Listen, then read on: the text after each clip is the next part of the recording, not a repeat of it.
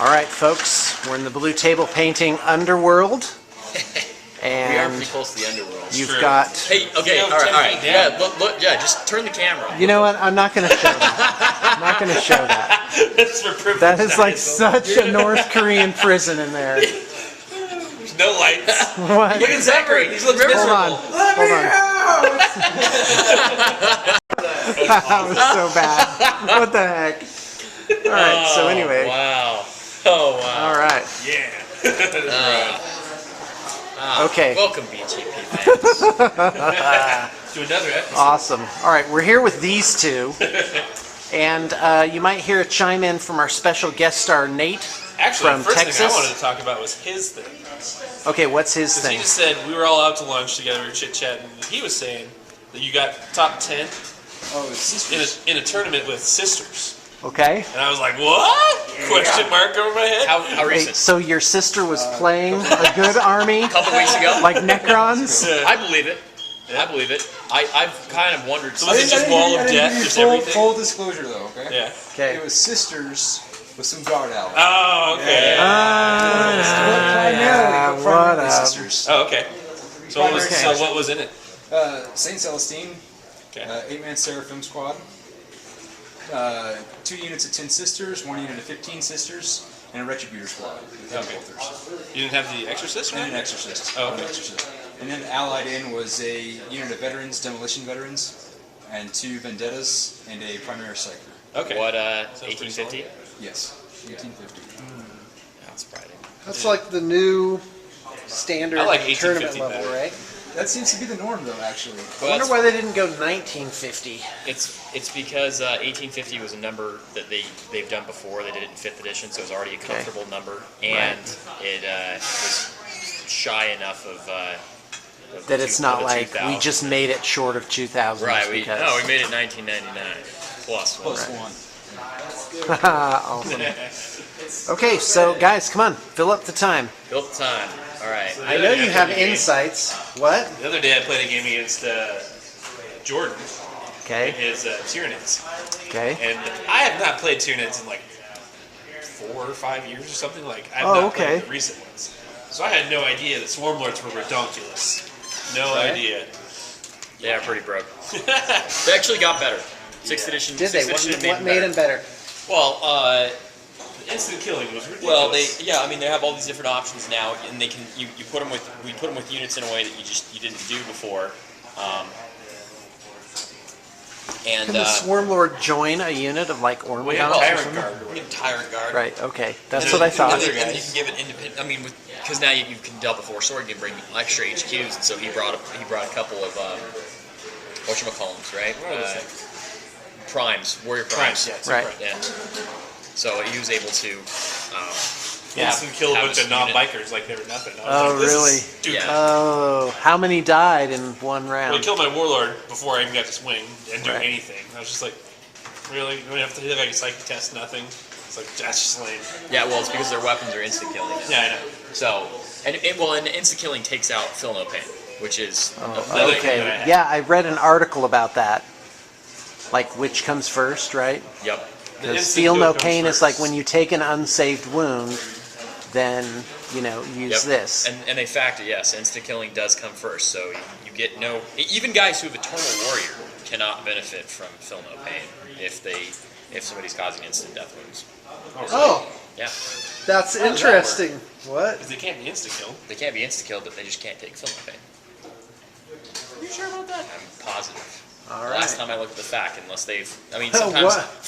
Okay. That doesn't sound right. That sounds pretty cheap. Sometimes GW takes stuff out that they have previously put in the fact. They just take it out. So make sure you always read your facts. But last time I read it, which was a couple weeks ago, that was still in there. Sounds pretty cheap. You played a game the other day with Dave, right? I played a bat reps, and that's about to go disclose up. So I'm not going to disclose the bat rep, but we played, and he brought an Eldar Dark Eldar mix, and it was I killed all the Eldar parts. Really? Dude, I wrecked the Eldar Was he stuff. not playing Wraithguard and stuff? No, he brought a Wraith Knight, and I killed the first turn. I took away half the Wraith Knight's wounds. With what? Hey, you was know it what? Sternguard with bolters? Nope. No Sternguard. It was Typhoon missile launchers, Typhoon land speeders. Oh, because you probably had like 6 of them or something. Well, no, I only had 2. Oh, okay. But they hit. I mean, I only did 1 wound from them, 1 wound from the last cannon.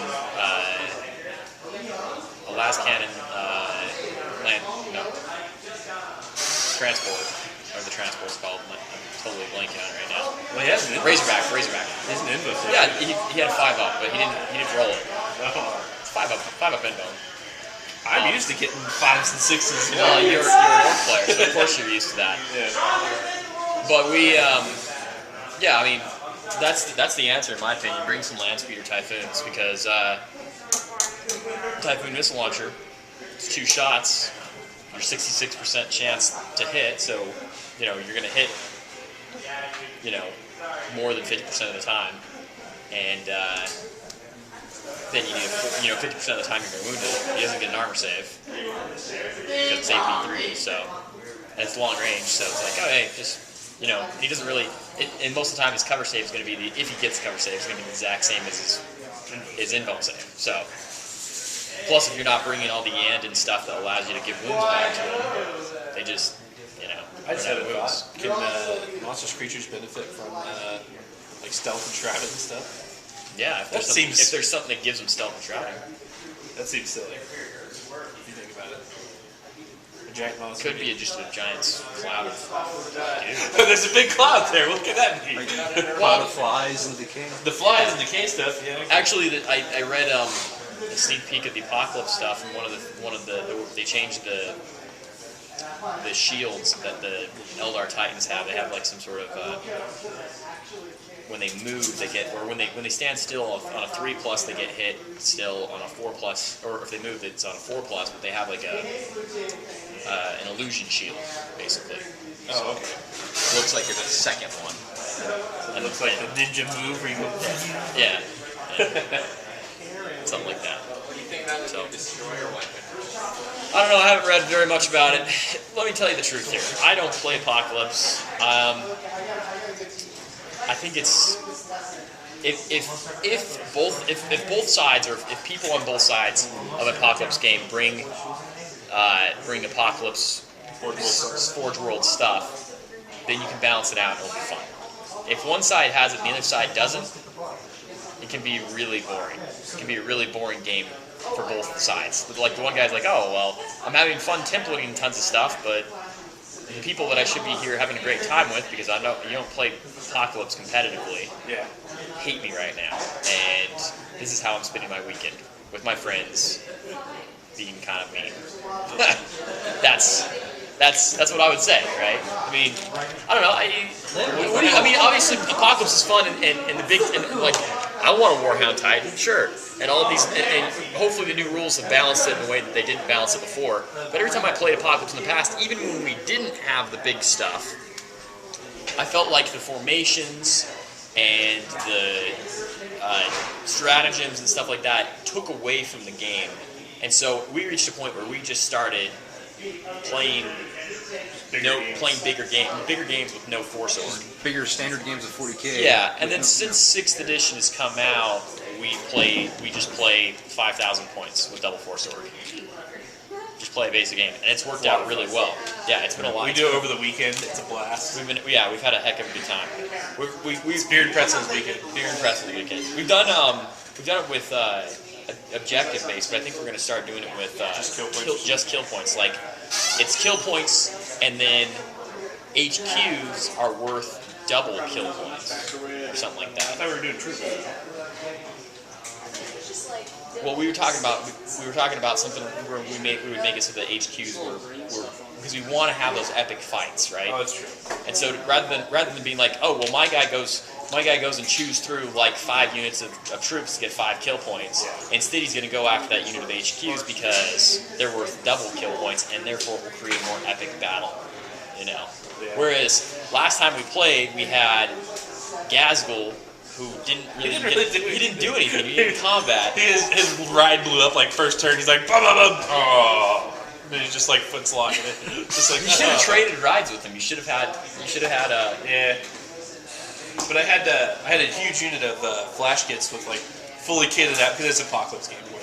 So like they had the maximum points. It was like a 600 point unit or something stupid. That was pretty fun. But like they shot like billion shots and they ignored cover and they were like the random strength and AP. So I was just like, I'm gonna go kill that unit this turn. I'm gonna go kill this unit. I'm gonna go kill this unit. Well, I love that J-Rose Pathfinders were up there. Yeah. Yeah. And it was like Dave was like, he get cover saves. No, they're flash kits. They don't get cover saves. He's like, ah. It was like 3 times in a row. I mean, it's an apocalypse game, so there's tons of stuff and you forget about things. But by the way, that thing I'm talking about is called Get Finders or whatever. They just supposed to have targeters that make it so they don't give anybody cover saves. right, yeah, it's pretty fun. Yeah, that was. I didn't ask you what you actually played. Yeah, what do you play? I'm a Space Wolf player. Space Wolves. Yeah. Space Wolves and Dark Eldar are my army. Oh, Dark Eldar. All right, I don't like naming. Dark Eldar are really good right now. With Eldar allies, especially now that Eldar have come out, it's like, our Farseers are cheaper than they were. And I've they yet can to cast actually extra use power. allies though for Dark Eldar. I haven't used any. You haven't used them? No. Dark Eldar allies, it's pretty brutal. I won't do it. Never. You will do it. You will. It's wrong. I was going to ask you what you run for your space. Yeah, what do you want for your Space Wolves?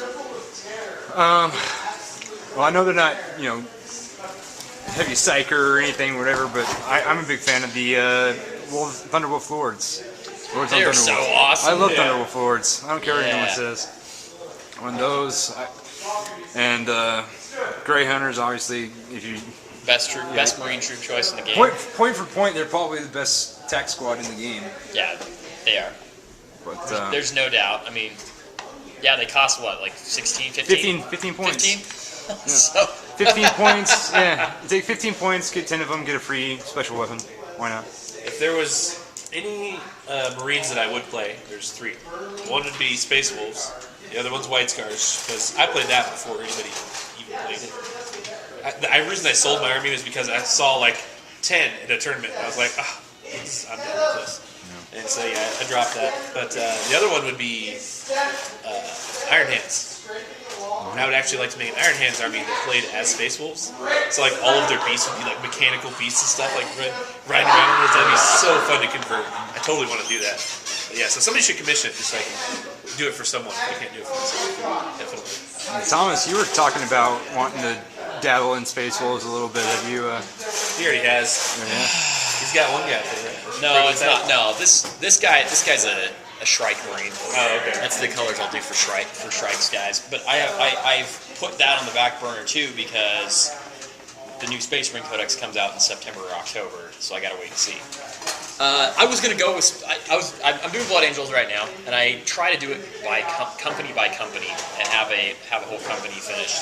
And I'm probably about halfway done with my Blood Angels, and the problem is I'm really interested in doing the Space Wolves right now, and I'm gonna There's no Corbulo in the Space Wolf Codex. There's no space. Hey, but I can still bring him as an ally.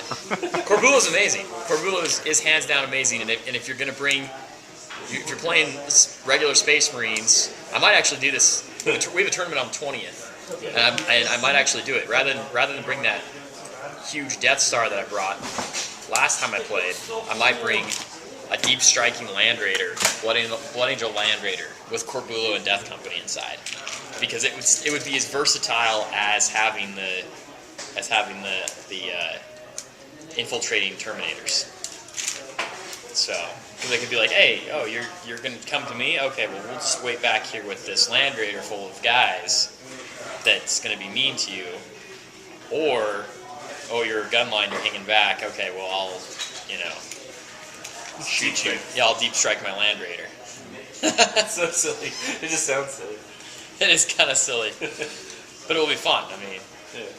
and heck, it might not even work, right? Like I might just be like, Especially if you're playing a Talon. I roll a 1 or a 2 for 3 rounds. Yeah, but most of the guys that have most of their stuff that has Interceptor though is not going to hurt a Land Raider. Like, oh no, you have a streak.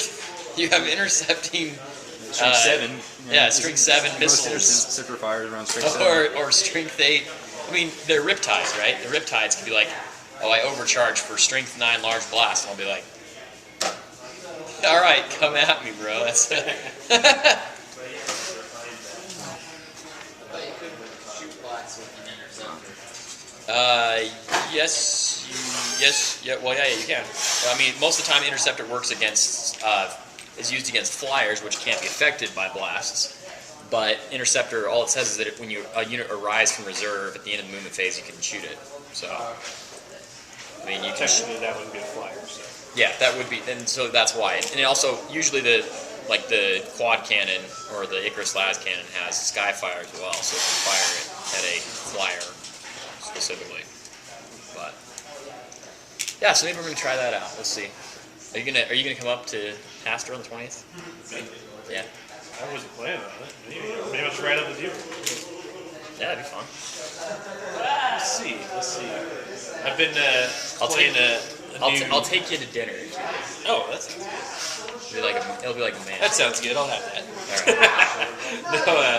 No, I've been playing like the not bikers and the planes, pretty much everything you see over there, and like it's been pretty solid. I've been playing against Dave, who's like a hyper competitive player, and Thomas and Jordan now.